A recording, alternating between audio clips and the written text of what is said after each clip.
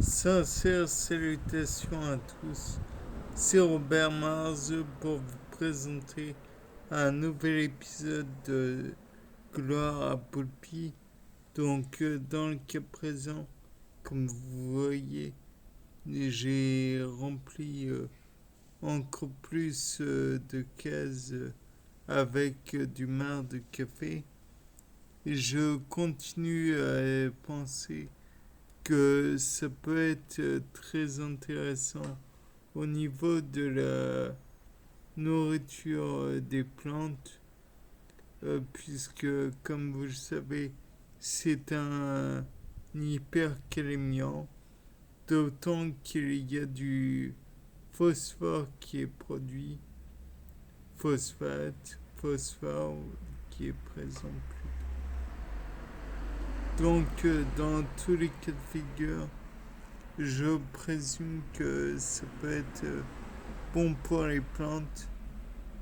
Et maintenant que j'ai dit ça, je voudrais attirer votre attention, bien qu'il n'y ait pas grand-chose pour l'instant, sur l'une des cases, je ne sais plus laquelle. J'ai demandé à quelqu'un de le faire pour moi, de mettre un morceau de gingembre confit, peut-être est-ce là, je ne sais pas. C'était de l'aveuglette, enfin un test en aveugle pour voir par la suite ce que cela donnerait. Donc en fait, l'expérience, maintenant que j'ai dit tout ça, je vais vous expliquer ce que j'ai fait. J'ai demandé à une personne de ma connaissance de mettre dans une des cases de la serre du gingembre confit. Donc un gros morceau par contre. Ce ne sont pas des lamelles, mais j'ai peur que le gingembre ait été cuit. Donc comme vous le savez, une fois cuit, il n'y a plus de protéines intactes puisqu'elles perdent de leur configuration spatiale.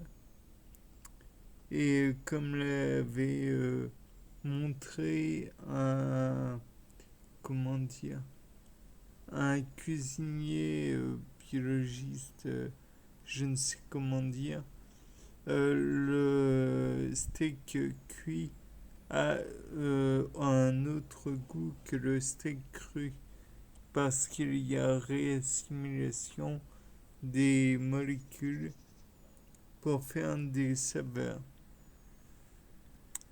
et des arômes divers, enfin bref. Dans tous les cas de figure, c'est la réaction de Maillard. Et le fait est que j'ai peur que cela soit cuit et donc que cela ait détruit toute possibilité pour le gingembre confit de germer à nouveau.